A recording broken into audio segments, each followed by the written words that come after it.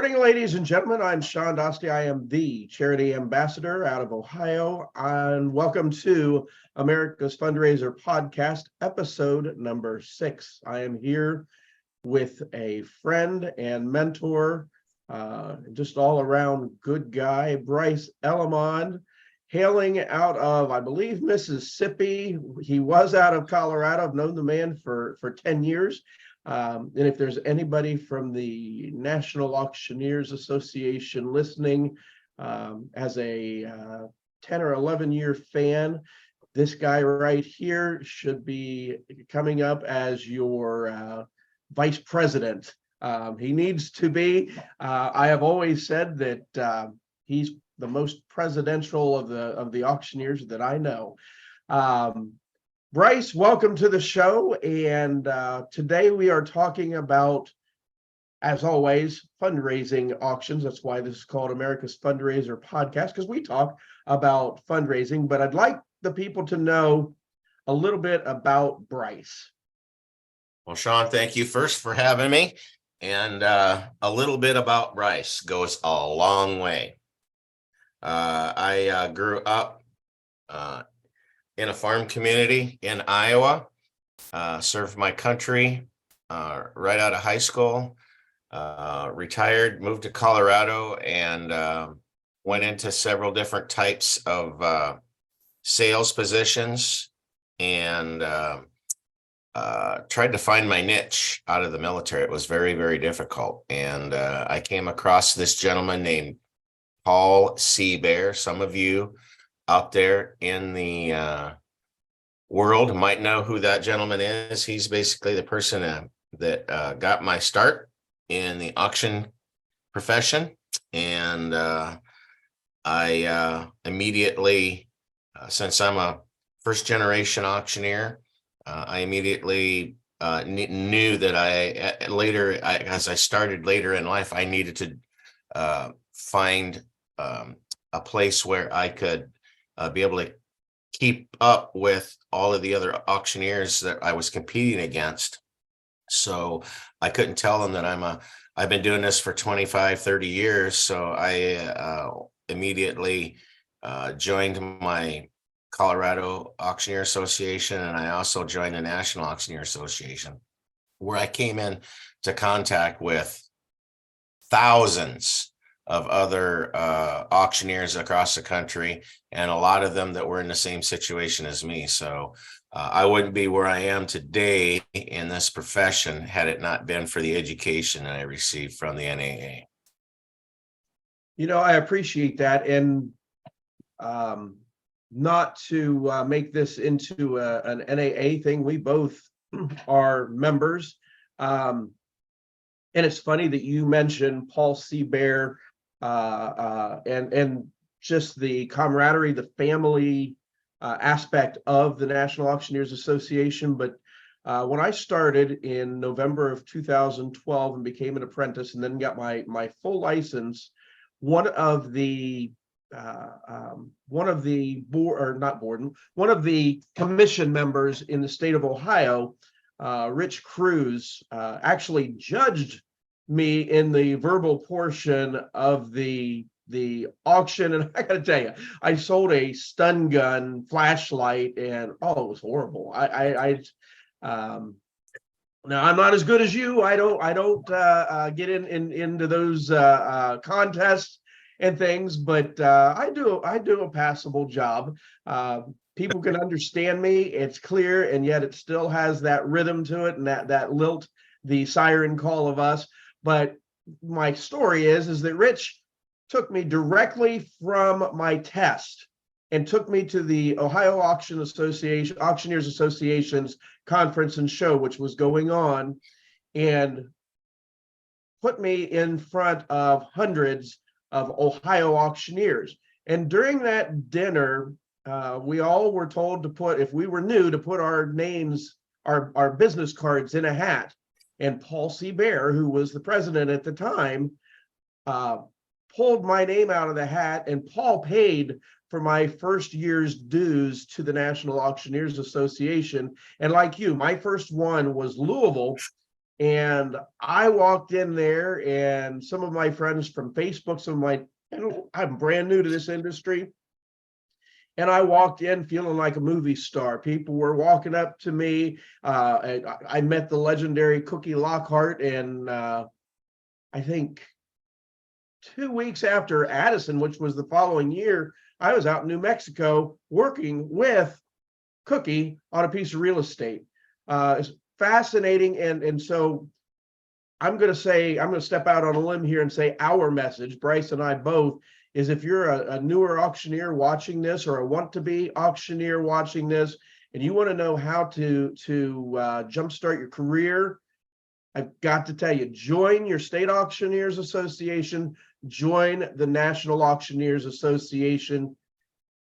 You will meet people that are like you and that are passionate about your industry. So I have a question for you. I mean, I've sold millions of dollars worth of real estate. I've sold millions of dollars of personal property. Fundraising. How in the world is that even an industry? How did we get drawn in the benefit auction gala arena? What was it that brought you into it? Well, when I went to auction school, I knew I wanted to be an auctioneer, but as many people might be able to attribute, if you're a first generation auctioneer and you've never been in the cattle business, or your dad didn't buy or sell cars or antiques or paintings or anything like that, you're kind of at a crossroads. Well, I know that I want to be able to work with customers, and I want to help them sell their products and or whatever it is they need. And in going to auction school, my eyes really got opened up, because I didn't really know anything about benefits or galas. And I'm a pretty outgoing person, as most people would know if they met me for a few minutes. And I found that niche, and I went and took got my certification, my designation from NAA as a benefit auction specialist. And that really opened my eyes as to how many people I could really help in the nonprofit community. It was another way for me to make money. In a perfect world for me in Colorado, was to do a farm auction or a state auction in the morning, run home, take a quick shower, and put on some nice clothes, and go to a fundraiser that evening and raise money. So it was something that wasn't even in my realm of being able to raise money. And I simply love doing what I do right now. And most of what I do right now is fundraising. So. I want you to know that some of our background, Bryce and I go back a long way. We've known each other for a long time, but we also went to CAI, which is Certified Auctioneers Institute at Indiana University. It is the most prestigious and most in-depth designation that you can get.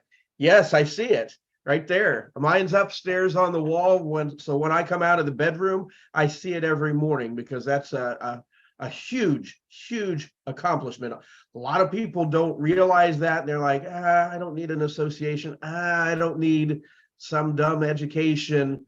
And honestly, when I walked in that first year and they took me, somebody that's been doing everything on their own their entire career, and the first thing they do is they put me in a group of other auctioneers and say, you 5 or you 6 work together.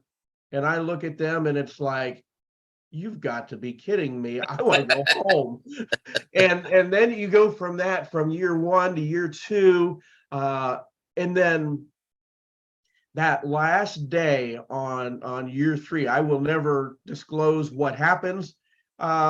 on that final day, but maybe others have. But to me, that is one of the most powerful moments. It's been one of the most powerful moments in my life. And I've had a lot and I've lived a lot of life. But to see all those people and the impact. This man right here, Bryce, has been a mentor for me. As one of my previous guests, Tim Keller, says, we all go through seasons in life. And in 2020, when the pandemic hit, I was riding high. I was riding a huge wave. Had just finished off a bunch of different auctions, personal property, real estate. It was all clicking. And I took a trip to the Philippines. I met the woman of my dreams. I came home and all the auctions that I had set up were gone. The world fell apart.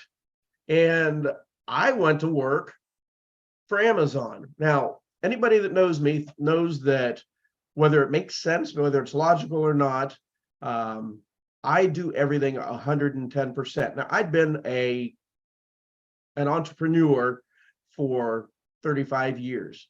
And I went to work for Amazon and I stayed there for 2.5 years. They got me my CDL and I went to work for driving truck. And not too long ago, I called Bryce up and I'm like, I'm doing okay, but this isn't my dream. This isn't what I want to do. And after the conversation that Bryce and I had, well, it's kind of the reason we're sitting here having this podcast, because in reaching out to a lot of different auctioneers, I was like, what do I do? How do I do this? Do I have enough knowledge? Did I gain enough knowledge 10 years ago, 9 years ago, 8 years ago, 7 years ago to do this? And I found that the questions that I'm asking, the conversations I'm having are I'm exactly where I'm supposed to be. And I want to tell you, the idea that you had about, and I know I'm taking over this conversation, and I'll stop here in a minute. But one of the things that you said was a direct mail campaign.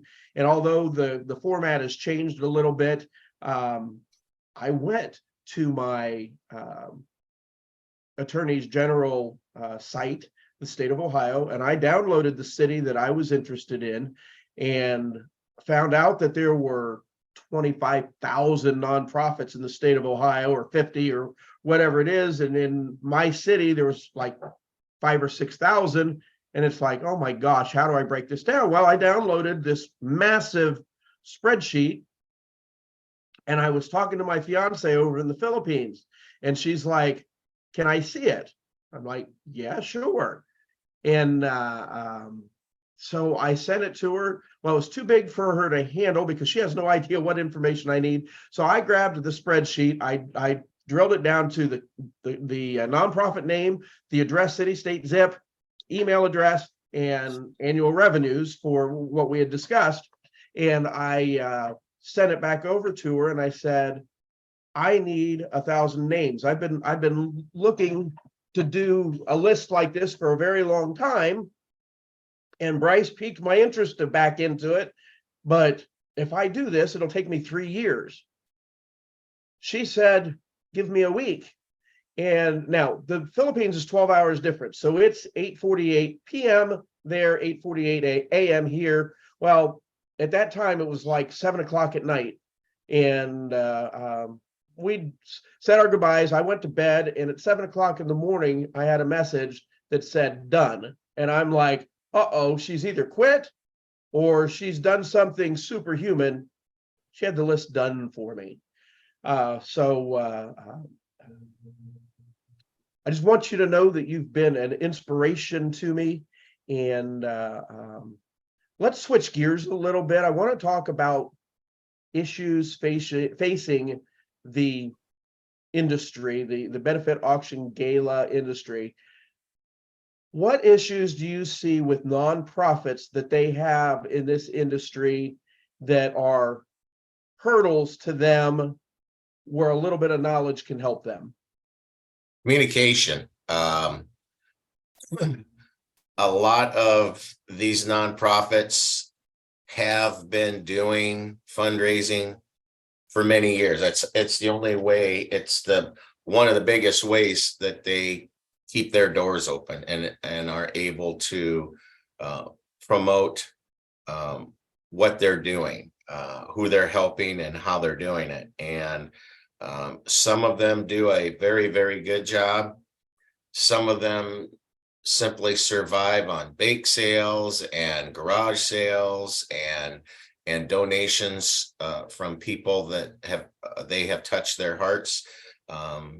But to get to that next level, to be able to fully define their mission and succeed and go farther than they are at their present time, they need to really have a team in place that can figure out exactly their customers. Who are the people that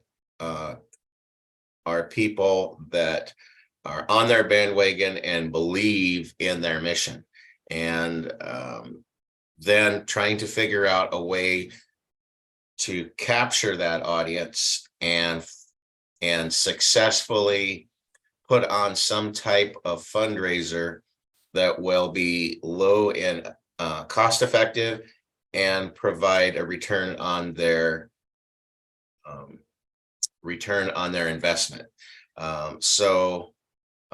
I approach quite a few of them, and that's how I've done it for the last 10 years. It's kind of how I built my little empire in Colorado, by reaching out and capturing those people. And education is the key. Everything that we do, that Shawn and I do, and everybody that's out there, education is what produces quality and hardworking professionals. And by being able to provide a nonprofit or several nonprofits in one sitting, giving them just a little snippet as to what a professional can do to help them raise money, helps the auction industry and helps that nonprofit. So it's kind of a win-win. As the adage always goes, your next job is sitting in the crowd as you are going through the evening's events, and have the microphone in your hand and doing what it is that Shawn and I do. There's going to be people at the end of the night that are going to come up and say, wow, you did a really great job. I am on a board, or my wife is on a board. My kid belongs to the Cub Scouts. My daughter is in this youth group and they're struggling to make money. Can we have a card? So it's a perpetual cycle as to how people continue to do their fundraising. And having a professional there, you can only keep people seated and in a captive area for a small amount of time, and having a professional there that can help with the planning of the evening and the scale of events that are going to take place. The main reason for the evening is to fundraise. First question that I ask is are you guys just wanting to have a party to celebrate, or do you want to fundraise? Well, they always say they want to fundraise. And then when I start to see that, oh, we're going to have Jim Bob come up and talk about his experience, and we're going to have the chairman of the board come up, and we're going to have the city councilman come up, and he's going to talk about what's happened.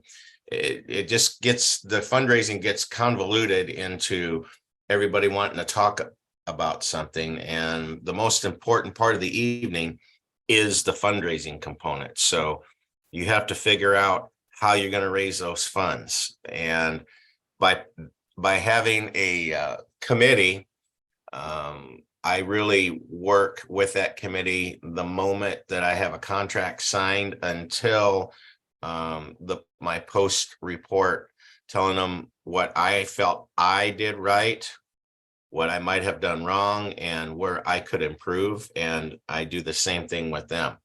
And by having a professional assist them, it makes their fundraising evening extremely successful.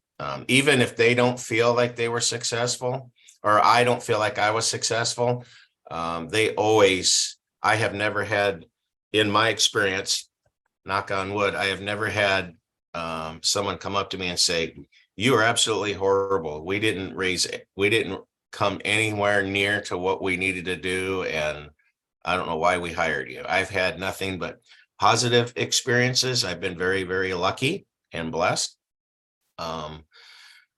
in being able to help them prepare for that one evening. What we raise in that one evening is going to perpetuate exactly how successful that nonprofit is during the course of the next year. So we have to really hit a home run that night in order for them to be able to continue their mission for the next year. So, and I'm rambling. No, you're fine. I do have a question. You brought up so many good points. I probably can't get to all of them in there because I'm old and my memory is not that good. But you mentioned something about, we all see the American Cancer Societies or St. Jude's or some of these massive places that have events and have budgets, and you mentioned some what I call micro groups. How do you quantify or identify the micro group that is actually ready to go to the next level? And that being that they're ready to hire a professional, because everybody thinks that of these small nonprofits that everything has to be donated, including our services. Well, you and I eat, and there's a reason this camera is right up at this level and not any further down. I like to eat, and I eat hamburger 4 days a week, but I like steak and shrimp a couple of days a week. Benefit auctioneers are not, they're a great investment because they're the only ones that actually make you money in your event, but they're not cheap. How do you quantify and how do you know that your event, that your group that you're in front of is ready to take that step or go to the next level if they haven't already? It's a great question. A lot of the nonprofits that I have worked with in the past, I go through a list of qualifying questions that helps me understand where they are in the fundraising field. I mean, they'll tell me, "Oh, we've been doing this for 15, 18 years. Well, that's great. And have you used a professional to help you in doing that?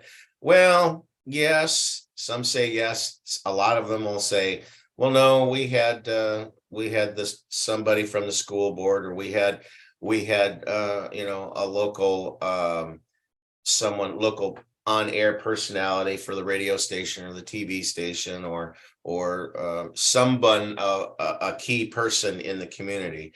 And the thing that I try to quantify for them is, if I needed heart surgery, I would certainly want to go into a hospital, and I'd want to see on the wall a diploma from that doctor saying he went to blank school and graduated and is a thoracic surgeon and is very good at what he does.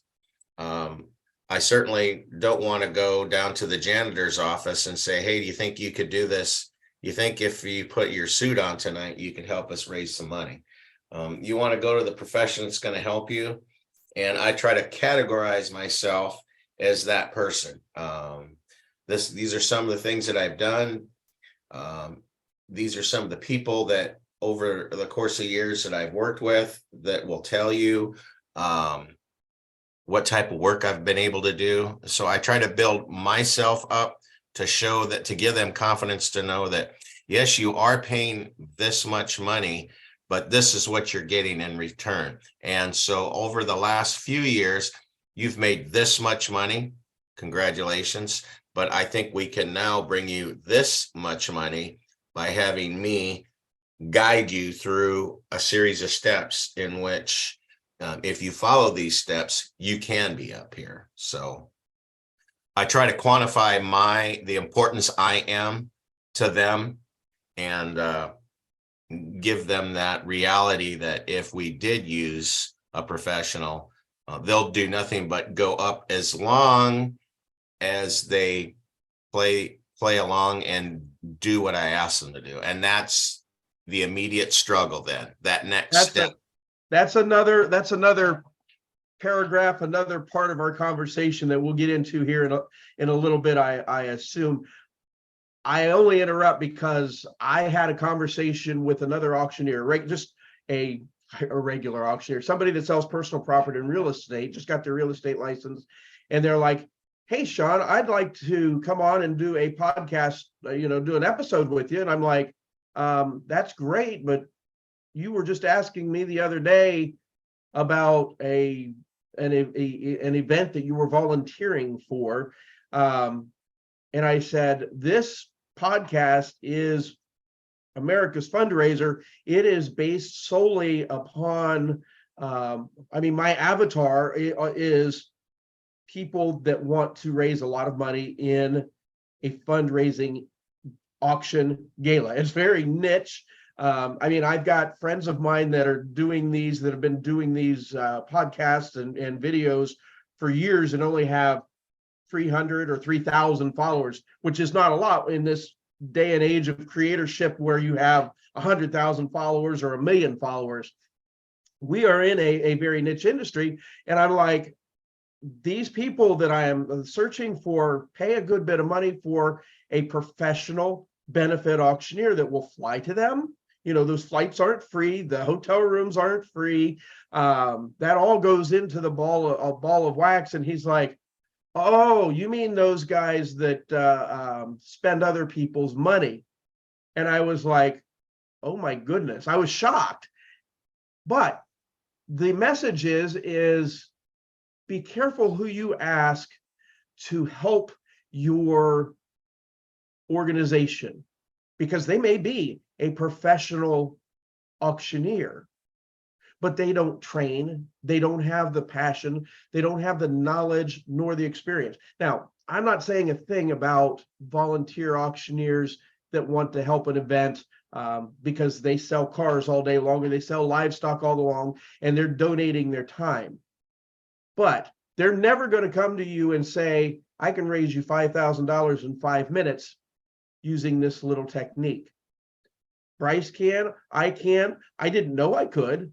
I always said I could raise $5,000 before dinner. And then I had a podcast with Susie here last week. She's episode 5, I think.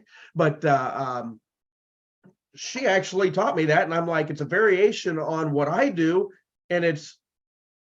But we're having a conversation that is so far different from a cattle auctioneer or an equipment auctioneer. And both of us have done those.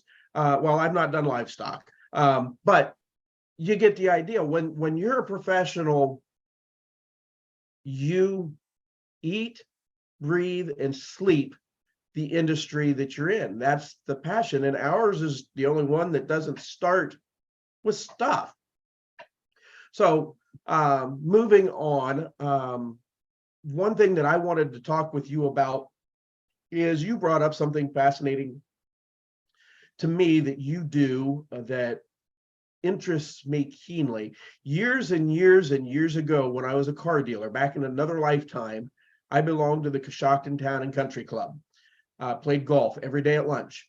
And every year we had a members guest Calcutta, and we had a members Calcutta, one in the spring, one was Memorial Day weekend, one was Labor Day weekend. And we used to do a round robin and we would bid on our teams. You actually go out and are a professional auctioneer for those Calcuttas. And I assume possibly that you do some sort of a fundraising component at those. would you mind telling me, but how did you get involved in the golfing industry of all things for fundraising? So, just like with anything, uh, I always carry a business card. I always carry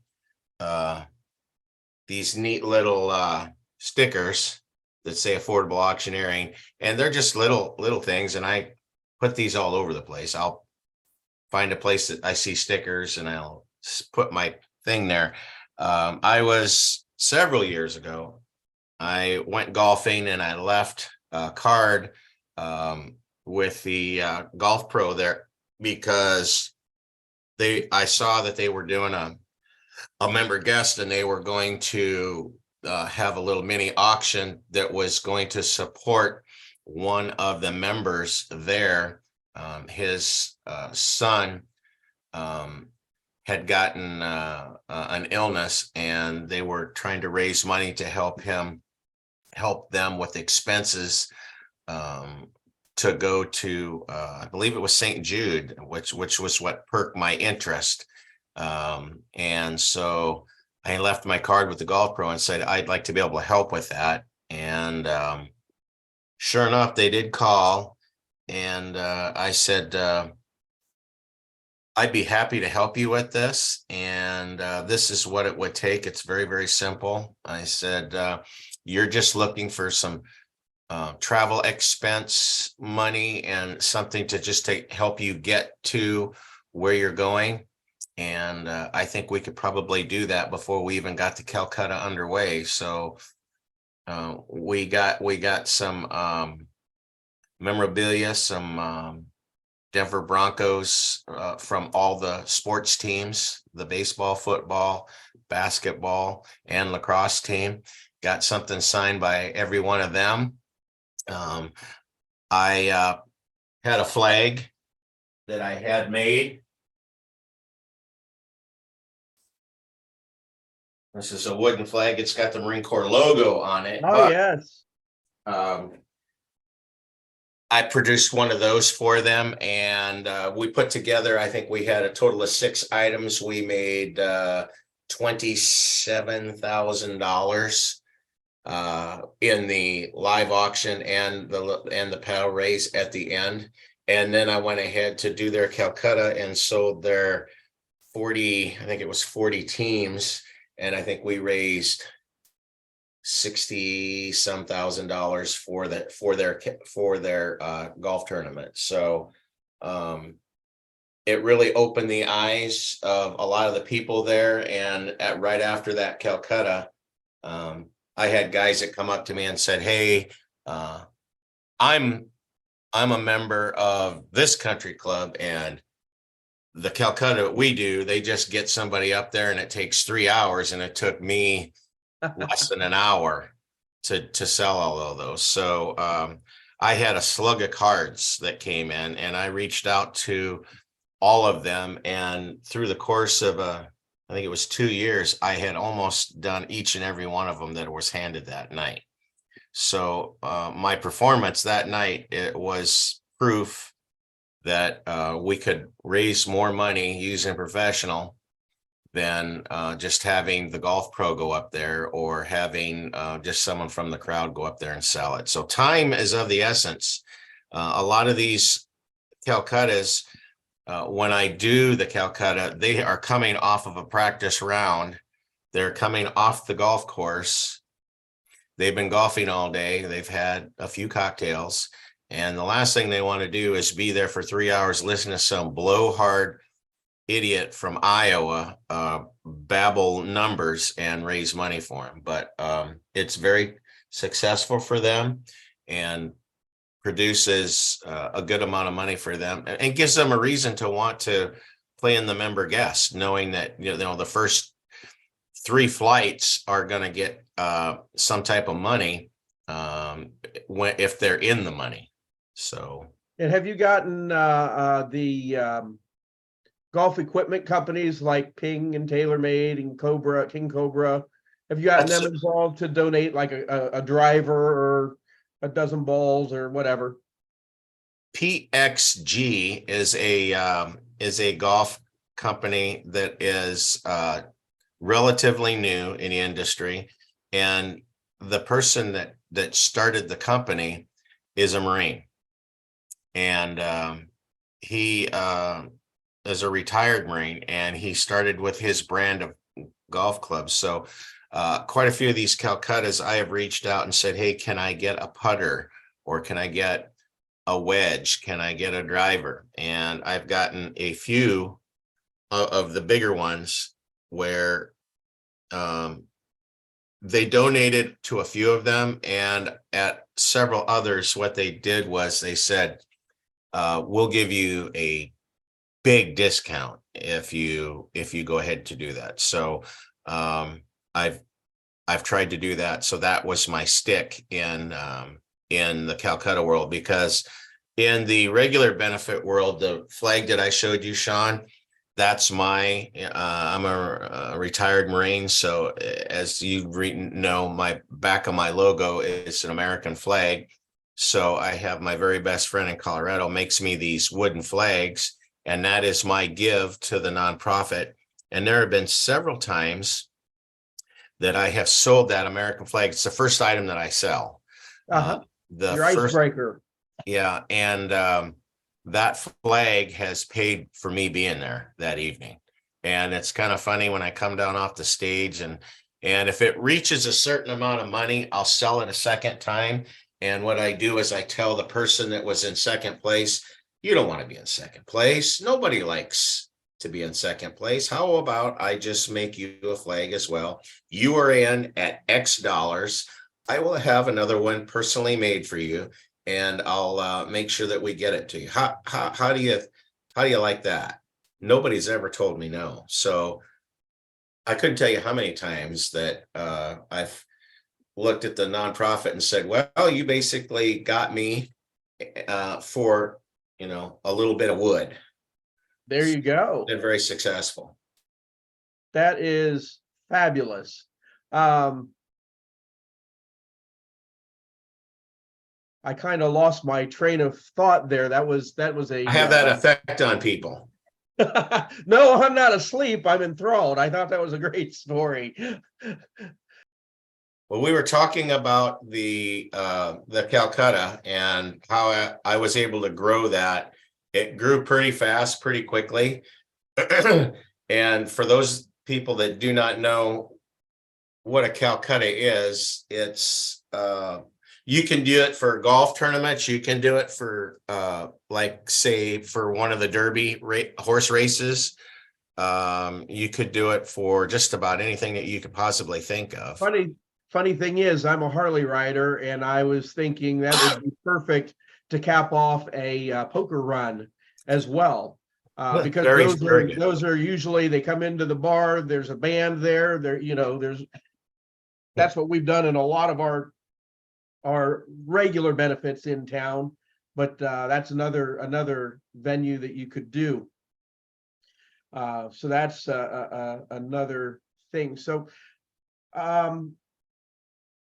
if somebody is a new auctioneer or has an interest in the fundraising arena, what would you suggest as an advisor? What would you suggest for them to start out? I'll tell you how I did it, and I felt that it was very helpful. I relied heavily on mentors, on people that were in Colorado that I knew were successful auctioneers. And I once again went to the well, and like I had mentioned earlier, I went to the National Auctioneer Association, and I took the benefit auction specialist. What year did you do that? 2015. Okay, I did it in 2012 or 13. I can't remember which. So I wasn't even 2 years into the industry. I knew I wanted to be able to be successful, and I had done several auctions with other auctioneers as ringman, and watch them work a crowd. And everybody has their own way of capturing a crowd's audience. Everybody does. And I have my own way that I find successful. My way may not be successful for Shawn, and vice versa, but everybody is good at overseeing the people that they have there at the audience and getting to know the audience. I think that's one of the most important things, is getting to know your audience and being able to know exactly how far you can push your boundaries with these people. I've heard of some auctioneers that they come in, they don't even want to be seen. They want to wait until H hour and the mic is handed toward them and a lot spotlights put on them. Hello, I'm Bryce Elemond and I'm kind of a big deal. And I'm here to raise millions of dollars for you. I don't like that approach. Some people it works. I get that. But for me to get Shawn to be able to bid 2 or 3 times more, I find it more conducive for me to have walked when Shawn walked in the door, for me to shake Shawn's hand and say, "Hi, I'm Bryce Elemond. I'm the auctioneer for tonight. Who might you be?" "Oh, I'm Shawn Dostie." "Oh, and Shawn, how are you affiliated with tonight's event?" "Oh, well, I am a big supporter and I was a donor. I gave $5,000 to help them put on blah, blah, blah." So during the course of the evening, when I have this trip to Mexico and Shawn has bid twice on it, then I walk up to Shawn and say, "Shawn, remember our conversation?" And I kind of try to embarrass Shawn in as nice way as possible and get him to bid 2 or 3 more times. So my approach is, of course, to make sure everybody knows that the auctioneer is a nice guy and fun guy, and he's there to not insult me, but he's there to get me to bid just a hair bit more than I would have had he not gotten to know me. I like to call it inspiring them to do what they want to do, which is give money to the organization. That's well said. Well said.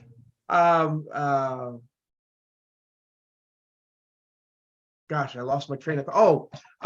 Let's go on a little bit to I ask everybody, and I'm going to ask you for your second favorite revenue enhancer, because I already know your favorite one, and not all of us have access to the story and to the background and to the wooden flag like you have, which is fantastic. I've known about that for quite some time. I can't remember the first place I saw that flag, but for the nonprofits out here, because that's what these podcasts are for, what is one way that you use to raise money that may not be on the program, or that you introduce to the nonprofit to institute in their program that raises good money? Volunteers. There are people that are inside of the organization that are your unsung heroes, the ones that drag the plow every day inside and out. What I try to do is I ask the nonprofit, the committee members, what is it that inspires this group to do what they do? And for several of them, it might be, well, it's all of them have something to do with helping people or helping animals. I try to incorporate whatever it is that they're doing. So for this particular nonprofit right here, let's just say, this is their logo, and I encourage them to take this logo and put it on something, on a piece of wood, something ceramic, something cheaply made, but it's their logo, it is their brand. And I try to use that to entice people. The second or third item, ladies and gentlemen, this is has no monetary value on it, but this right here is going to change the lives of so many animals or so many kids or so many people. So don't look at this as just this. This right here is what the nonprofit is all about. So this is priceless. And I usually say I could sell this logo probably for $5,000 if I have the right crew, the right people that are in there. And if I make that much money, guess what? Oh, I just happen to have another one right here for my backup bidder. Or, well, I just happen to have a third one that I just pulled right out of my hat. So by having stuff like this is very inexpensive for them. They don't have to spend a whole lot of money on it, but it's also a teaser to help them get up to the items that are really going to make the evening for them. Some of the other items that they've procured that might be worth a considerable amount of money. So we can help get those bidder numbers, get these people primed so they can go, oh yeah, I'm willing to spend this much money. So nonprofit organizations, those that are listening, right here is one of those moments, one of those aha moments, one of those gold moments right there. What this young man just gave you is absolutely the reason that you hire a professional. It's funny that well, it's not funny. It's actually very important. But we, as a professional, can raise you so much more money. And like he said earlier, it's for most of us, it's not about us. I'm like him. It's not about me. And if you want a stage, podium, dais, auctioneer, probably not going to be me. I'm the guy that I'll start up there on the stage, but if I can find my way down, if I can jump down those 2.5 feet, those 3 feet down the steps, I want to be down among the donors, shaking hands, smiling. The one thing that all of us bring to the stage, and make no bones about it, the reason we become auctioneers is because we like having control. We like being on stage. We like having that microphone in our hands, and the ones that rise are pretty good at it. So I like to get down there among the people and shake hands, and just the excitement that we bring raises more money than any volunteers ever going to do. Real estate. Seems a little strange talking about real estate in a fundraising podcast, but if you think about it, and I'm going to do a video on this all on its own, but I don't know if you realize it or not, and I'm talking to the nonprofits that are listening, but you have real estate in your fundraising auction, and your real estate are the chairs around those tables. You may have a dozen tables, you may have 100 tables, you may have 1,000 tables, and they all have 4, 6, 8, 10, 12 seats around them. Each one of those seats is real estate. Now, in any community, you're going to have your low dollar housing. You're going to have your high dollar housing. It's up to you as an event to figure out what the balance is. I don't ever want to get rid of the $100 donor or the $50 donor or the ticket buyer donor, because those people can be developed as they grow through their careers. But we all know that the box seats pay for the arena, so to speak. Bryce, has that been your experience as far as being important to nonprofits to develop their donors into that real estate?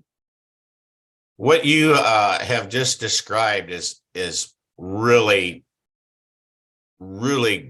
great for your inexperienced auctioneer, your new auctioneer, and there's nothing wrong with that at all.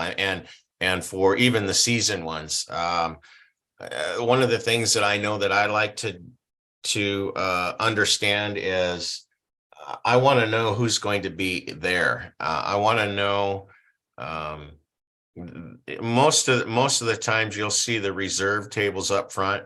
Those are your donors, the ones that have, put X amount of dollars on the line. And, during the course of the evening while you're on the mic, you're going to, of course, want to recognize those people or have them put up onto the screen that's behind you, letting people know that Shawn Dostie gave $10,000 for tonight's event and being able to help the nonprofit for the next year. But what's just as important is that person that's sitting at that table, that the only thing he or she is going to do that night is give the $100 at the end of the evening at that lowest bid. So it's important to capture all of those different types of donors that are sitting in the seats, and be able to recognize them all. Just because that person only gave $250 in the pedal raise, he is just as important as the guy that just bought the trip to Mexico for $7,000 and bought a couple of things in the silent auction and raised his hand for $1,000. Participation, getting max participation. That's the big thing that I try to instill upon the nonprofits, whether we're raising 5,000 or 500,000, is to get people interested in raising their hands. It's really hard when you see people in the crowd and you get told that this table right here, those are all donors. Well, from the Shawn Dostie Foundation. Do you think Shawn Dostie's going to be sitting at that table? Probably not. Shawn Dostie Foundation gave these tickets to his employees, and that employee might be making $25 an hour, and he's just sitting there because this was a way for him to have a nice steak dinner and have a little entertainment. So just because it says this is a donor table, that doesn't mean that they are there for you to really be going to the well on. I mean, I'm going to definitely find out when I meet them, when I shake their hand. Are you Shawn Dostie of the Shawn Dostie Foundation? Oh, no, I'm Bryce Elemond. I'm just a peon there. I'm in charge of blank. But Shawn wanted me to have a nice night out with my wife, and that's why we're here. Well, I want to make him feel good because I want him to go back to Shawn Dostie and say, boy, that Bryce guy treated me like I was royalty there.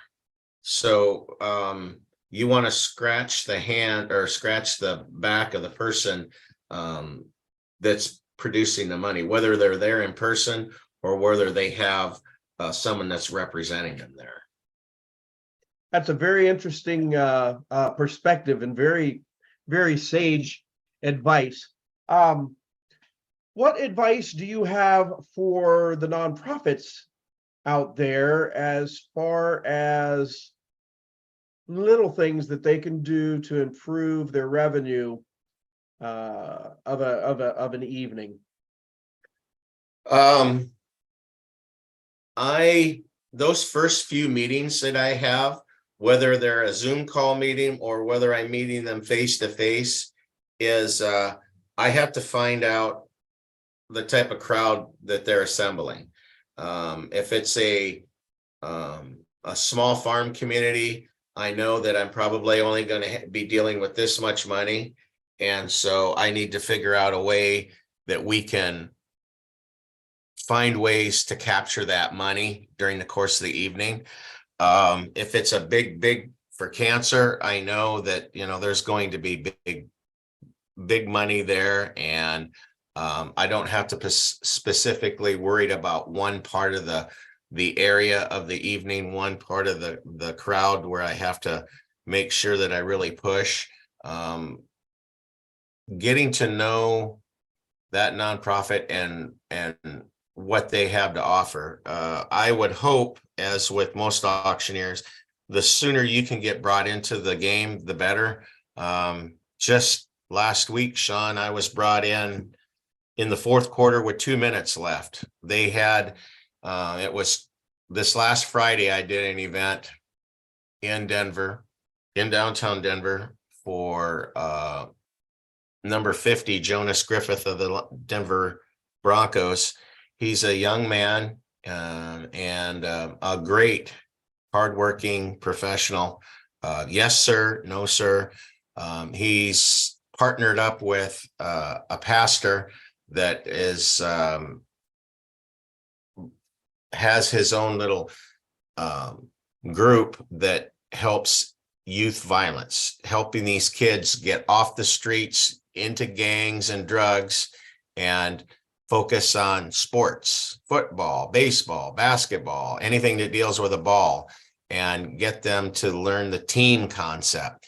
And the people that were putting this on was a group of real estate agents, and they had talked to Jonas. They were partnered up with Jonas and Pastor Brian.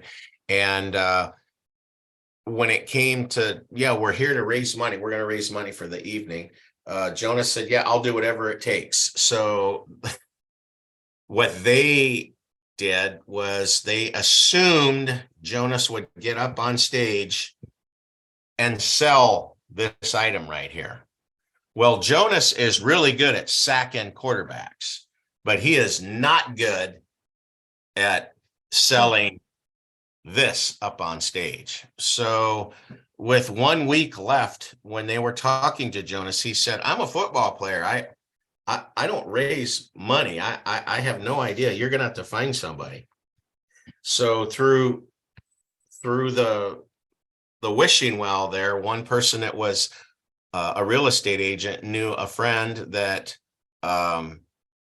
was in charge of Ducks Unlimited, one of the many Ducks Unlimited that was in Colorado that I had done. So that's how I got brought in.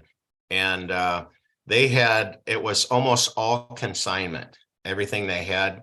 And I won't mention the platform that they use, because I don't feel that they did a very good job in helping them.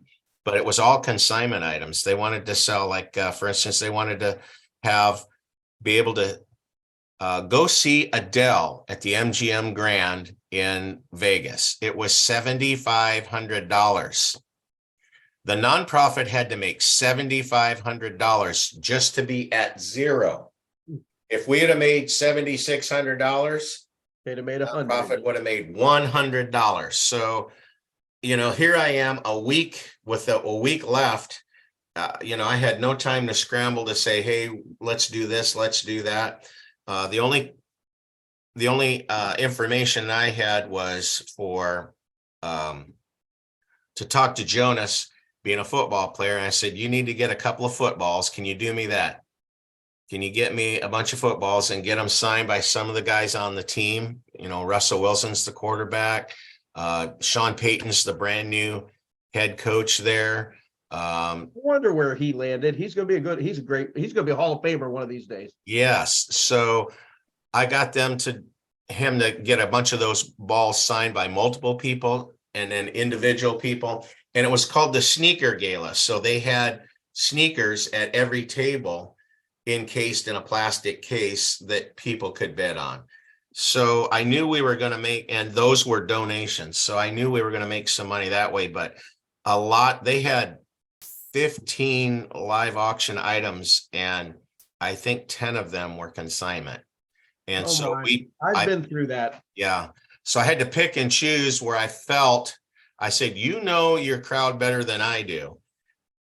Do you really think there's going to be someone in there that's going to give $10,000 to go see Adele? Now, don't get me wrong. If I could go see Adele, I would, because I love her music. But do I have $7,500? Do I have $10,000 to go see her? No, I'll just fly to Vegas. I'll get a ticket and I'll spend way less. And I'm not involved in the Sneaker Gala. So That's not important to me. What we were able to do was find other ways to generate that revenue. And on a couple of the items that I knew that weren't going to go, I told the lady that hired me, I said, if we don't get there, I'm going to be going right away for what the value of the event is. And if I'm not there, I'm going to drop down and I'm just going to roll through numbers. And I'm going to be pointing at people in the back. They're not going to know, and I'll sell it, but I'm going to have to put it on your number.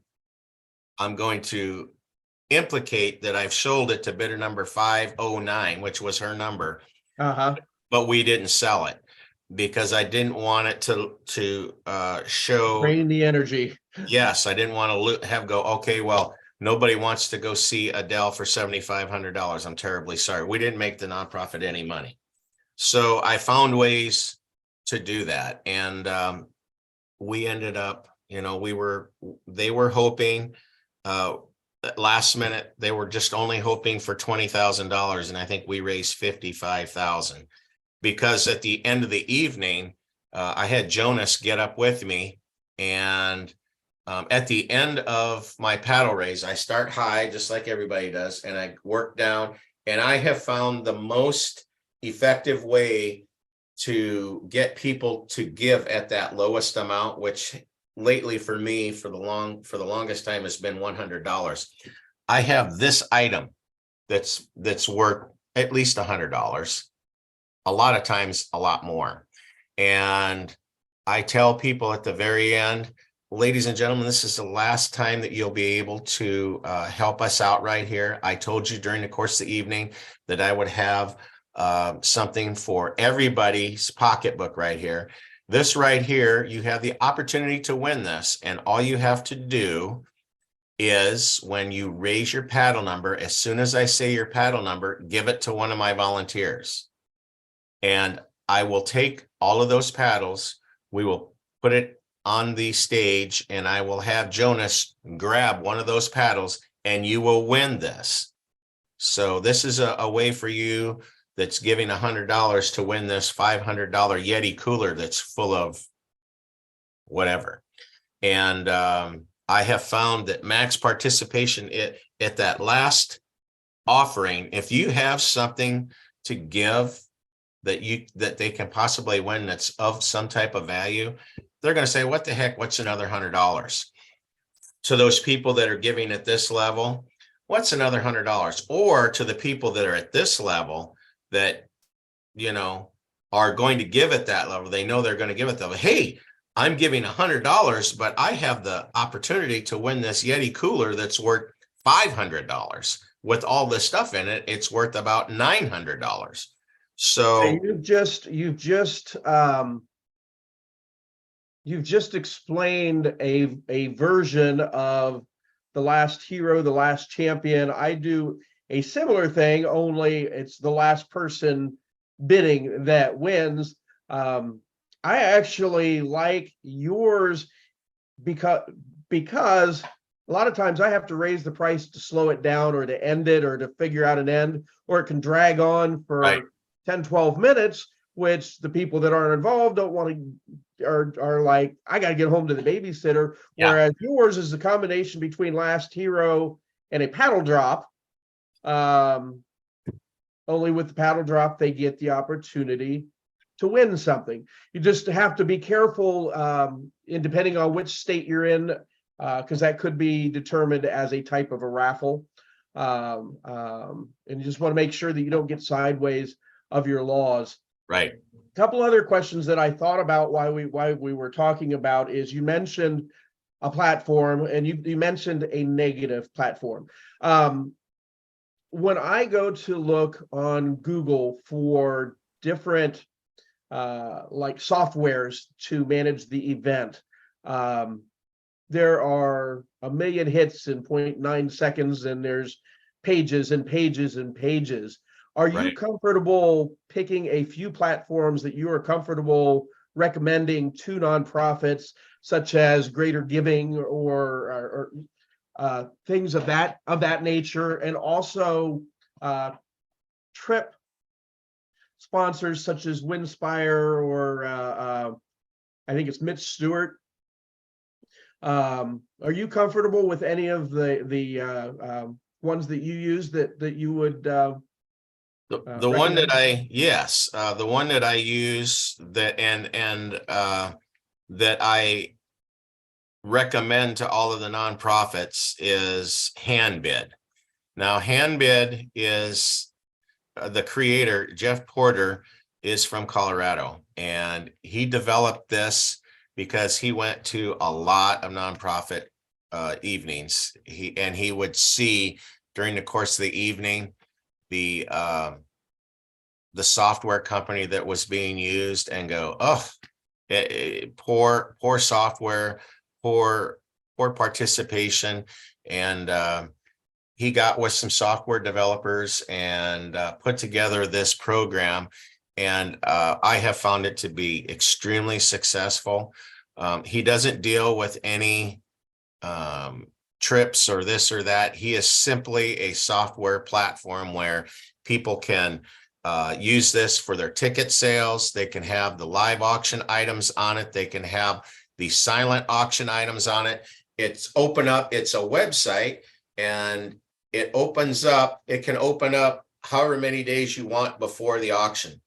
So if there's a benefit coming up this Friday, it might have opened up 2 Fridays ago. And so those people that are not going to go to the evening, the fundraiser, because they're on vacation in Cabo, or they're on a business trip, or they just can't attend for whatever reason it might be, they can still go online and they can bid on those silent auction items. So does that mean that they are taking a silent auction and making it into a private, by invitation only online auction? Yes. Okay, I understand that completely. And if you're a nonprofit, that's an excellent way to go. And I'm always reminded of the church. We always raised prayers for the longtime members that were ill or in nursing homes, or that can't attend because they're in Cabo or whatever. And a lot of times those are people that are in a perfect position to give significant gifts. So having it open in a different time frame, having it open to your organization, having it open to people that are not attending, as Bryce said, very, very, very important. Now, you said that Handbid, that Jeff's company can handle registration, live, silent, I'm assuming checkout. Oh, yes. What about the since it's live, you're going to have somebody there at the event, probably a volunteer that's inputting the information. How do you handle a fund a need or your paddle raise? Do you have, I don't really trust that to my volunteers. I do, depending on the event, and I'm in constant contact. One thing, over the hundreds of auctions that I've ever done, I've always realized that the clerk is the most important person in the room, because without them doing their job properly, the organization or the seller or whoever it is doesn't get paid. So when you're doing that, do you rely solely upon the electronics, or do you have hand sheets that handle the special appeal or the paddle raise or the fund a need as well? So, Shawn, that is a very, very good question. And so I would have my wife come with me, and she would be my clerk for that evening. And I would tell the nonprofit there that whatever she puts down, that's the number. Don't trust Greater Giving. Don't trust Handbid. Don't trust black tie events. Don't trust whatever. Whatever she does, they can go ahead and annotate that. But I'll make a sheet out for, like, if they're playing heads or tails, I'll make a sheet out for that. And I tell them before, as people are coming in, tell them that they have the opportunity to win this John Elway jersey. It costs $25 to buy in to play heads or tails. Have them capture that money right there. If they do not pay for it at that time, because a lot of them they're just wanting to come in, go straight to the bar, have a drink, and then socialize. Just before I play the game, I say, those of you that, how many of you have already purchased tickets to play? Oh, a small amount will. Well, if you want to play, you can win this John Elway jersey, and all you need to do is raise your paddle right now, and I'll capture that. So I will start calling out names, and I say, as soon as I call your bidder number, put your paddle down. And then I've captured all of those people that want to play, which is usually a whole slug full. And Georgianne would write down every one of those numbers. She would then give that sheet to whoever is running the platform, and they could start putting that down onto those people's accounts. The same would go with the live auction. I would have the live auction items on paper, and Georgianne would put the amount and the bidder number down. And then the same would be in the paddle race. I would have this paddle race started at this much. And I've already talked to the platform, the software platform. I'm like, we're going to start here and we're going to work our way down to here. So I would have my wife, or since I have moved from Denver to Mississippi, I've had to hire somebody that will be that clerk. And then at least I have a piece of paper in front of me, the old fashioned way, that I can give to the nonprofit and say, here's proof of what I did for you tonight, and show it to the platform and then go, do we marry up? Do we have the right amount? Because my amount is right. If your amount is off, you have to go from what I have, which has always been the case. So I strongly encourage any and all people to keep track of your own that, and you can have it for you, because let's say you're using Greater Giving every year. When you have that meeting for that second year. So what did we do in the live auction? Well, I have my sheet right here, and I see in the live auction we made $66,000 off of these 13 events. And they're going to have the sheet that Greater Giving gives them, but at least you have something, that you have tangible in your hand too. So I strongly suggest that. And, you can't rely on electronics all the time. I mean, there's going to be a time where power goes out. I will say this, not Greater Giving, Handbid, they're back in October of last year, they had so many benefits going on across the country that their server, they have multiple servers, but the server that I happened to be on, my event that I was doing, and several others, went down. Oh my. And it was right in the middle. We were getting ready to do the live auction. The silent auction still had 2 hours to go before it was closing. And we got a powwow together, and it's like, we don't know what's going on. The cell service at this location we're at was always good, good Wi-Fi, but we couldn't figure out why it wasn't working. And what we incorporate a lot of people to do, and I'm sure Greater Giving and some of the other people do, they encourage people to log on before they even come to the program. Log on at home and take a look at the program. You can see exactly what we're going to be selling. You can even start bidding on that silent auction 2 weeks prior. And that way, when they come to the event, because there's a lot of people that just come to the event, they log in to the software, and there's so many people in such a small area that the Wi-Fi just goes and slows everything down. So we encourage people to do it while you're at home. That way, there'll only be a small group of people that are going to be actually getting on at that time tying up the bandwidth, it'll make it a lot easier. What had happened was the server had went down and we could not use the silent auction. So a lot, it was, they said, what do you suggest we do? And all of them on the committee said, Bryce, sell it all. And I said, now there's 36 items in your silent auction.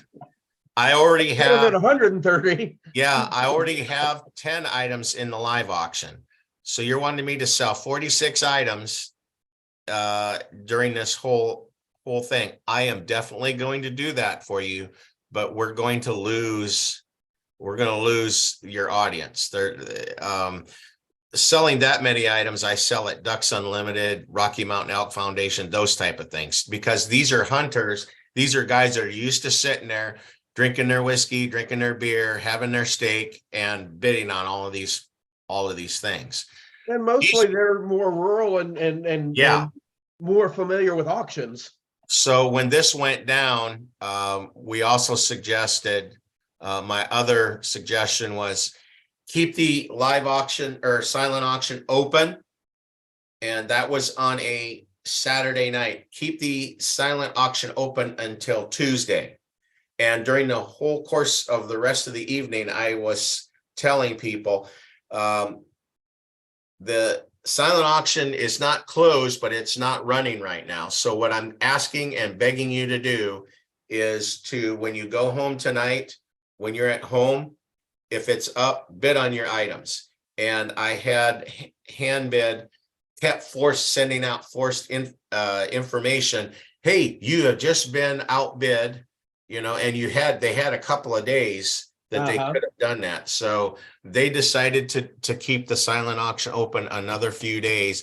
And that is what made it successful, because of the push that hand bid. They felt bad because their server, and we'd found out then the next day their server had went down. So it was several benefits across the country that were on that particular server that they just Can you imagine if it wasn't you up there, if it was a local weatherman?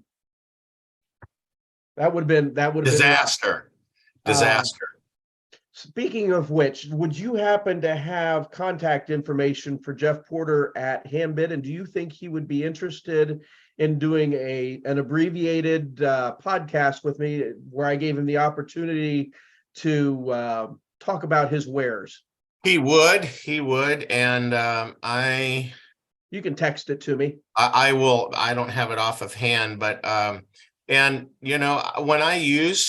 when I tell people about that, I don't get paid anything to use that, but my nonprofit, by the time I'm sitting down with them and they've signed a contract, they trust me. They trust me that I'm their heart surgeon and I'm going to perform open heart surgery on their nonprofit. They totally trust who I have. And there are some nonprofits that I'm still doing that just do the paper and pencil, and we do everything by the old-fashioned way. Sure. And I tell a lot of them, after I've worked with them a couple of years, I think that you're ready to take the next level, because I hear them complain about, took us 2 days to consolidate, to really know how much money we made, because we were still waiting for things to come in, and it's a long process to do it the old-fashioned way. So that's when I'll pitch. You might want to think about you get what you pay for. So if you were to pay this much money to have this software company come in, they would be able to take all of these things off the table for you. They would be doing your ticket sales. They would be doing your silent auction. As soon as I have sold the last item, when they push a button, how much money you made in ticket sale. How much money you've made in the live auction. How much money you've made in the silent. How much money you made in the plea. If any games were played, right then and there how much everything's been done. And all you have to tell your crowd then during the course of the evening, Thank you for being here tonight. If you have spent more money than you anticipated, which I hope you have, and you need to use a different credit card, you can certainly go up to the front right now and speak to Shawn, and Shawn will ensure that we add your other credit card on there so that way we can get payment. That way there's not long lines for people to go, oh, now I got to sit in line for an hour to go ahead and pay for the $1,300 worth of items that I have. They can just go. They have gotten a receipt saying you have spent this much money, and they're out of there. It just makes it to be an easier all around. But some of the smaller events that are, I would say, 20,000 or under, it might not be conducive for them yet until they have grown a little bit to spend that much money to be able to do all of that. You bring a smile to my face, because back when I first started in 2012 in Ohio, I had to apprentice for a year, and I apprenticed for Jim Nelson, auctioneer, rest in peace. He's buried in Arlington Cemetery. But he had to teach me how to do the contracts, how to do the ads, how to do the reconciliation.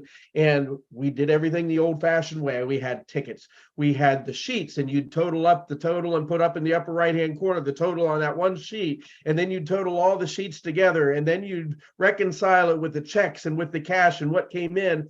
And so we would do an auction on, let's say, a Saturday. And then Saturday night, he'd be tired, we'd go home. Sunday, I would do the reconciliation, and I'd call him and say, hey, Jim, this is what we did. But we didn't know until then. And then I got Auction Flex.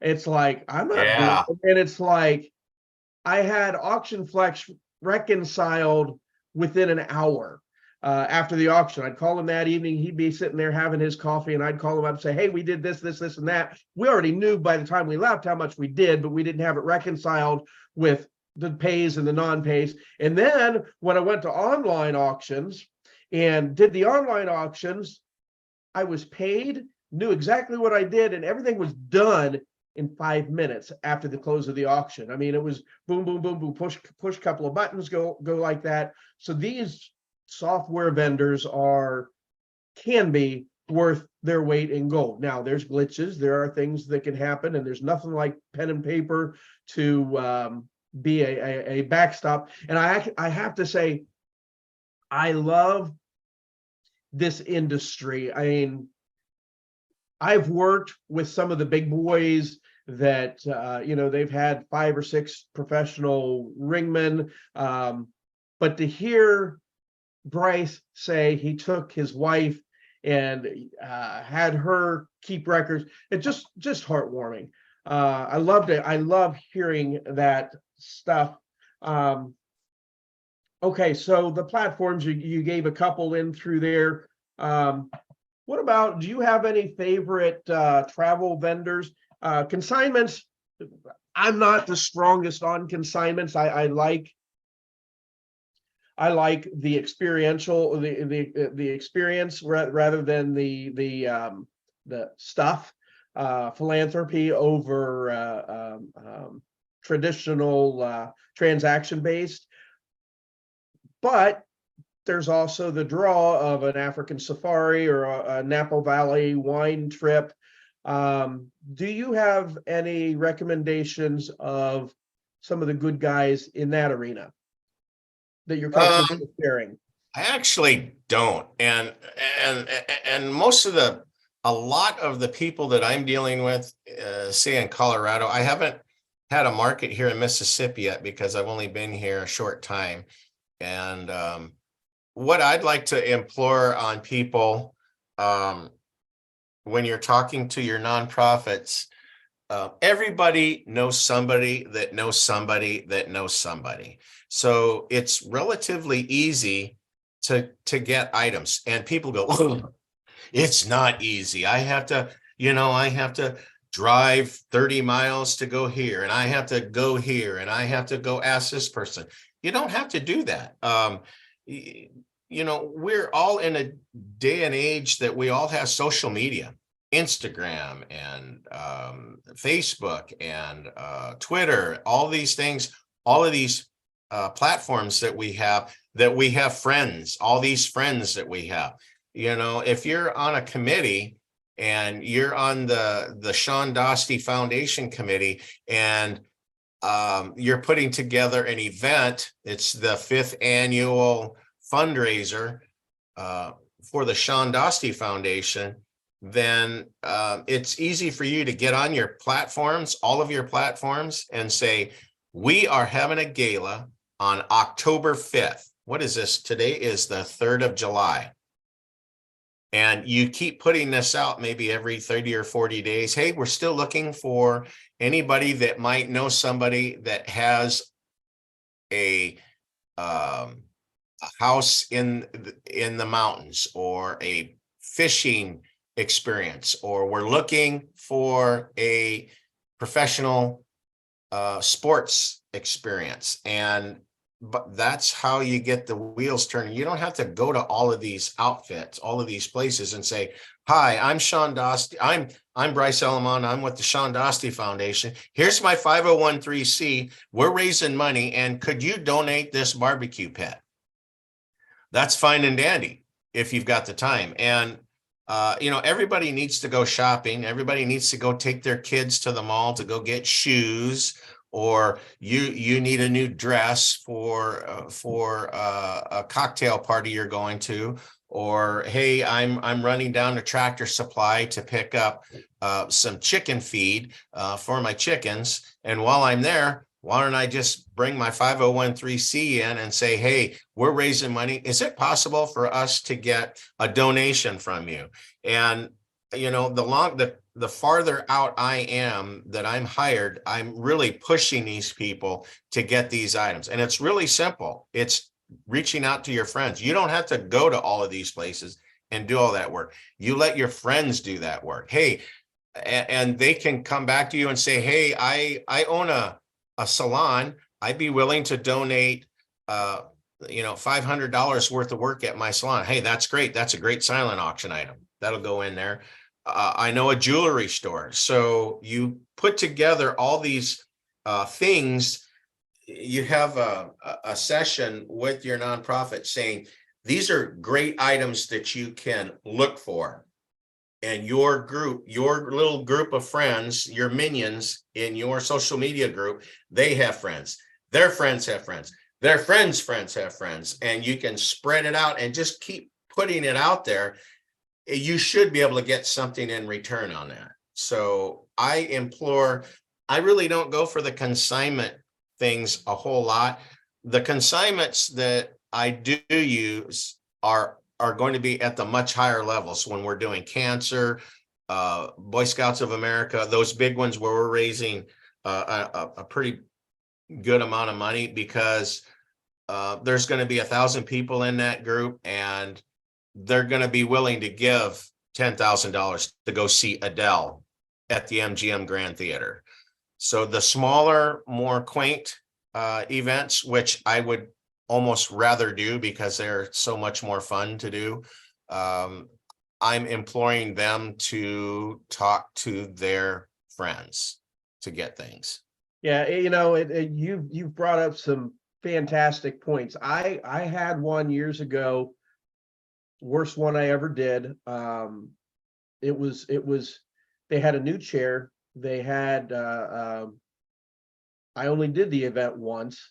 And I was not consulted with. I was just brought in as to call the bids. And they had, it was at a nice country club. They had instead of a silent, they had a kind of like a mini conference, and they had microbrewers and brought those people in, and the crowd was decidedly youngish. I mean, they were all younger than me, which kind of scared me a little. When we got there, they didn't have any bitter paddles. Everything was on their cell phone, and this is 10 years ago. And they had a craftsman among the board members that took an old tube stereo console and made it into a wine rack. And they said that they wanted that to do around $1,000. That I got up to like $1,400. They had another thing that was made that brought to where it was supposed to. But apparently these people had been to some sort of a seminar or something that told them how to do a benefit auction. And they had like 10 different experiences. They had Napa Valley, they had Disney, they had Daytona, they had the Charlotte Hornets, they had the Cleveland Cavaliers, and 4 others, or maybe 3 others. I don't know the exact numbers, but I got up there. That crowd, those microbrewers, nobody wanted to do that. There was none of that money in the room. We got to the fund a need or the paddle raise. And maybe it was me, because I still don't know, sitting here thinking about it, I don't know how I would raise the excitement in the room. You know, who wants to give it to $5,000 level, raise your cell phone. Doesn't exactly work. And all right, people, look at your, you know, get on your phones and give, and they're all looking at their phones, but I think they're shopping on Amazon, because they sure as heck weren't bidding. And it was mind numbing, it was ugly, and it was so demoralizing. I mean, it was like, I felt so bad for the organization, and knowing now what I didn't know then, I probably should have passed on the event, but I was just trying to help them, and I was trying to help myself as well. And it just didn't work. And I tried to work with them the following year, but I didn't get much response. And I actually understand why, because regardless of whose fault it is, people look at us as being magic, as being magicians, and being able to create things out of thin air. Which brings me to one of 2 final points. Post-auction review. How important do you feel a post-auction review is on your events? It's priceless, Shawn, because it only adds value to the reason why you're there. The very first question is, when we go back to when you and I just first started talking, is, you know, are we here to fundraise, or are we here to have a party? That next question I ask it's the most important question. And in my logbook right here, I write down, you know, I've got all kinds of notes that I take with them while I'm talking to them. How much money are you hoping to raise? And I don't want to hear as much money as we can. I want to hear a monetary number. I want to hear what it's going to take to keep the Shawn Dostie Foundation running at the level you're doing right now. So, you know, I hear the wheels spinning, and, you know, well, we're going to need, it would be nice if we could raise $75,000. Okay. So we have a number. So I write that on there. I write that in my book, $75,000. Now, I am not a magician. How am I going to get $75,000? We are going to have a certain amount of time during the course of the evening. I would only like to see you do this many live auctions items. I would like to see you have about this many silent auction items. And we're going to have to play at least one type of game to kind of warm the crowd up. So can we get to 75,000 plus with that recipe? What can we do? So, I mean, and that's very hard for nonprofits to wrap their head around, because they feel like I am going to get up there and I am going to sell this that's really only worth $50, and I should, as an auctioneer, get $5,000 for it. I mean, I'm only as good as the crowd is going to let me be. And I am just like you, Shawn. I do not like being up on the stage. I'm with my microphone and I'm running around, creating energy, shaking hands, kissing babies, handing out lollipops to each and every one of those people, because during the course of the evening, I have been there and I have shaken their hands. I have kissed their babies, and I have given their kids a lollipop. So that way they know who I am and the reason why I'm there. And I know the reason why they're there. So creating that energy and being able to come up with something tangible to be able to achieve that number and surpass that goal. And having that after action report is crucial. And what I tell them is, I have this down. Here's the paperwork right here. I have it. I've made a copy for each and every one of you. Take a look at it. This is where we went right. This is where we went wrong. And this is where I feel that we could change something and make next year even stronger. When they have that in their hot little hand, they're like, wow. Oh, well, we thought that too. And then I want to know from each and every one of them, because they've already told me how good of a job I did. So I know that I'm going to come back next year, more than likely. But I need them to affirm to me, this is exactly the reason why we didn't get this, why we didn't get that, and this is what we need to do. So having that post conversation also keeps you in their crosshairs for the very next year. And while we're talking, because I'm a busy guy, have you guys already figured out when you want to do next year's? Oh, well, we're trying to figure this out. And the next thing I'm saying is, well, are you thinking you're going to have it, the same month, next July 7th, you think, the first part of the month, just so I can pen it in. And what I'll do is 8 weeks before, if I haven't heard from you, I'll be calling you saying, hello, have we started the process yet? Are we ready to go? Are you? That way I'm trying to keep my schedule available and put a sense of urgency on their fundraising. And especially if they fell short, I'm trying to implore on them, we need to start earlier. And the places where we fell short, we need to strengthen that end of the rope to make sure that, we're strong for the next year.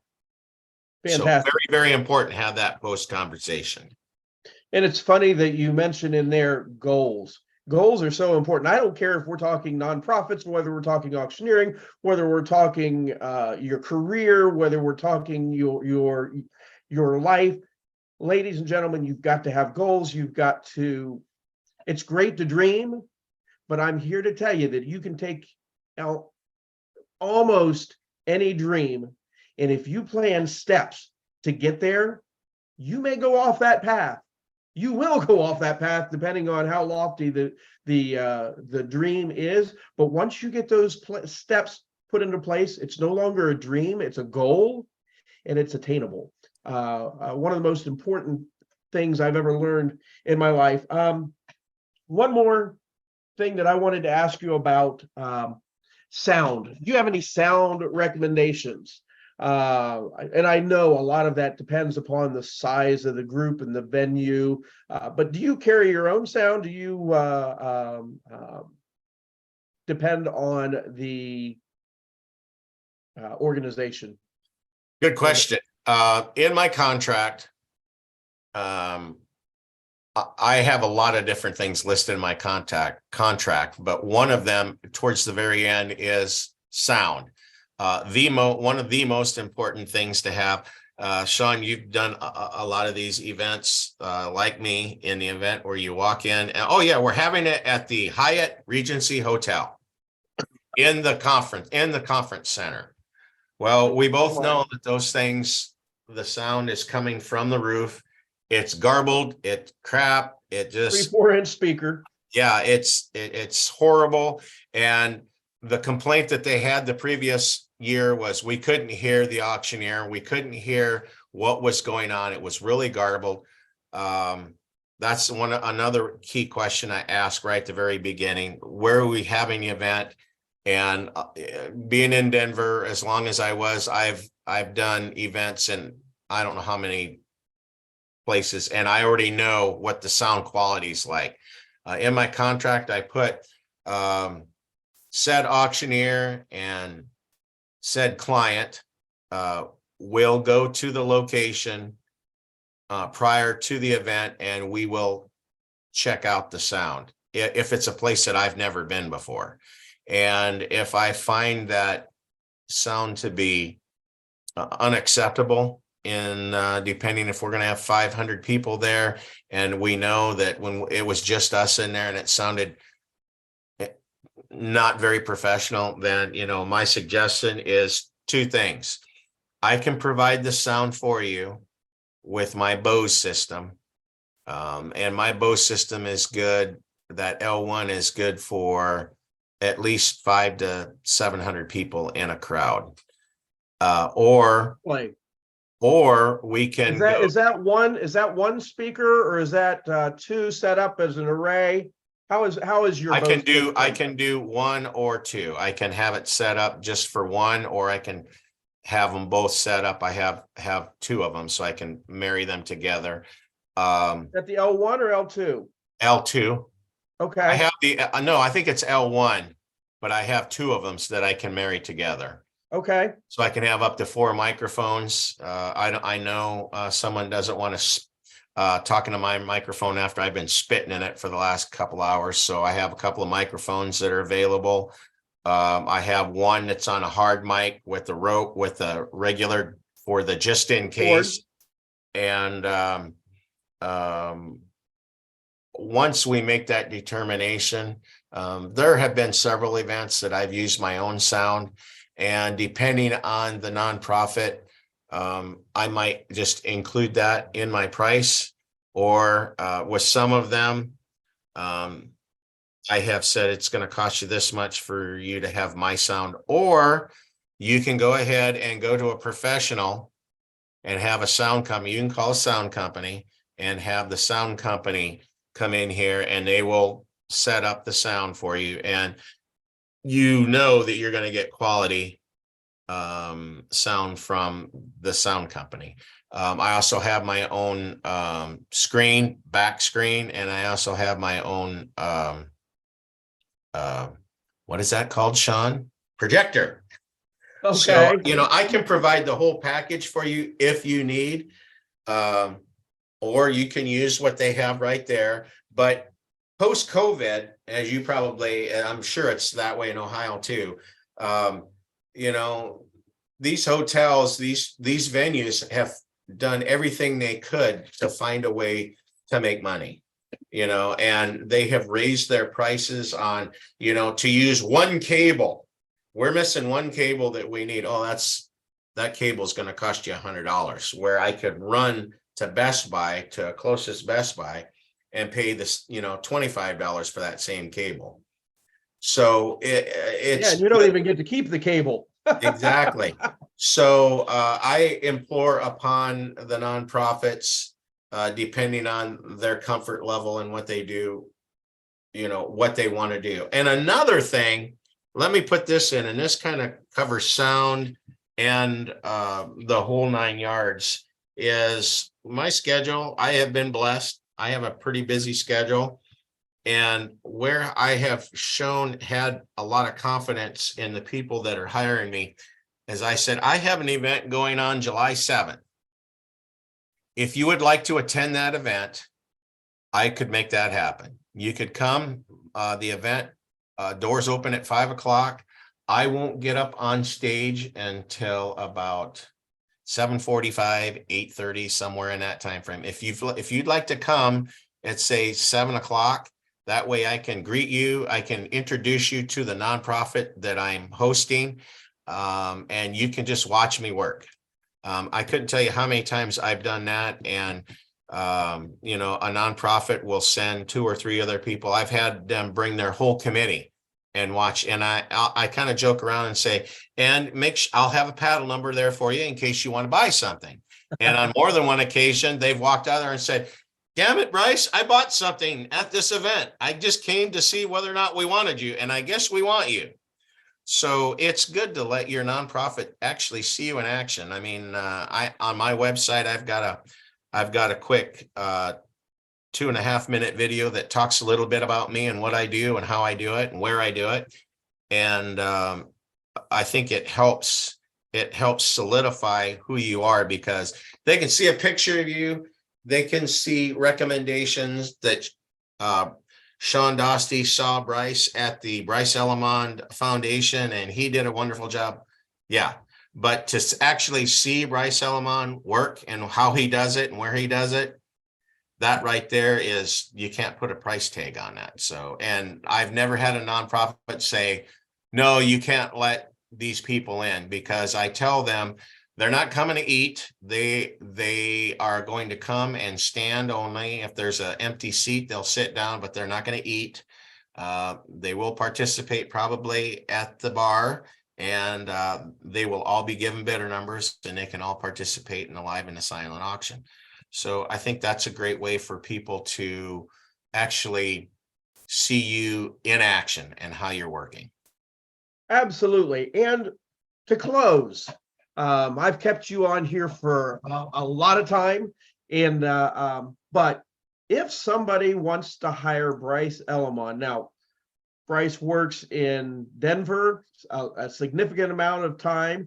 He is expanding into Mississippi, as he's actually moved his domicile, his house. He's actually moved down there. And I'm sure you're open to have Visa Will Fly. How do people get a hold of you? They can get a hold of me at my phone number, which is 720-229-5832. They can go to my website at www.affordableauctioneering.com. They can catch me on Facebook at Affordable Auctioneering LLC.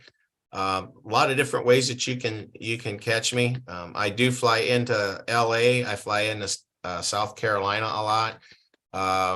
I do have my Mississippi auctioneer license number 1710, and I have my Louisiana license number 2173, so I can sell in those states. And Mississippi is I've seen a lot of benefits going on here, but they don't provide a live auction. There's been a few of them that I've seen that I've reached out to, but in the New Orleans area, there a lot of the bigger entities are doing auctions.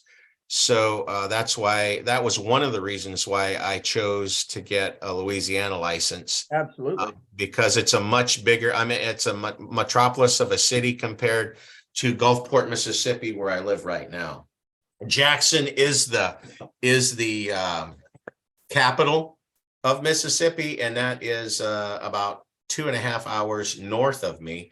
And I was supposed to do an event a couple of weeks ago in Jackson, and it was supposed to have, they were wanting 1,500 guests. I told them that I was going to need at least 5 professional ringmen to help me wrangle that many guests. And they were persistent on not wanting to have paid the amount of money that I needed to have professional auctioneers come to be ringmen. They wanted me to sit and give a seminar to their people, their volunteers. So I did. I sat there and I explained and went through explicitly directions that I wanted them to do. And with 7 days left to the event, they canceled on me because their ticket sales were only at $400. So how much were the tickets? The tickets were $400. $400 for a single and $750 for a couple. It was going to be an expensive event. It was for the Metzger Foundation. Mr. Metzger walked with Martin Luther King and Malcolm X, and they were trying to raise money for the Metzger Foundation. And the company that was tasked to do this fell short, way short. They just dropped the ball. And in my contract, whether or not, once that contract is signed, if you cancel on me, you bought it. Yeah. So they still had to come up and send me a check, and they were not very happy, saying that I probably wouldn't get their business ever again. But I had to implore on them that they had reached out to me months before, and I had went through this, what I needed to have done. They never followed up on me. I constantly had to chase them down to get updates. Hey, when can we talk about the event? What items are we going to sell? What is your format going to be? Who are you going to use as a platform? They could not come up with anything. They did sign the contract and told me that, well, how are you going to get that money? And I said, well, I'll be happy to take that down to Harrison County. And, I hate to have to do that to a nonprofit, but this is how I pay my mortgage. So I made a commitment to you. You made a commitment to me. You failed your commitment. That's ugly, but business is business. Yes. And I'm sure, how many times has that happened to you in your career in 10 years? One other time. Okay. So we're at the end of this podcast, and I'd much rather accentuate the hundreds, if not thousands, events that you've done over the years that have resulted in happy clients. Yeah, there's ugly things that happen in this industry, and it wasn't your fault that they screwed up. But ladies and gentlemen, if you would like to hire Bryce Elemond of Affordable Auctioneering, a fabulous gentleman, a great friend, a great ambassador to the industry. And with that, we're going to close. My name is Shawn Dostie. I hail out of Coshocton, Ohio. I serve Columbus, Cleveland, Pittsburgh, and Detroit. This is America's Fundraiser podcast. You can see me at thecharityambassador.com. That's a play on the Ohio State University, thecharityambassador.com in Coshocton, Ohio. Happy to help you. Bryce, it's been great. Thank you so much for coming, and we will close it here. Thank you so much. Thanks, Shawn. Have a good day. Hire this guy.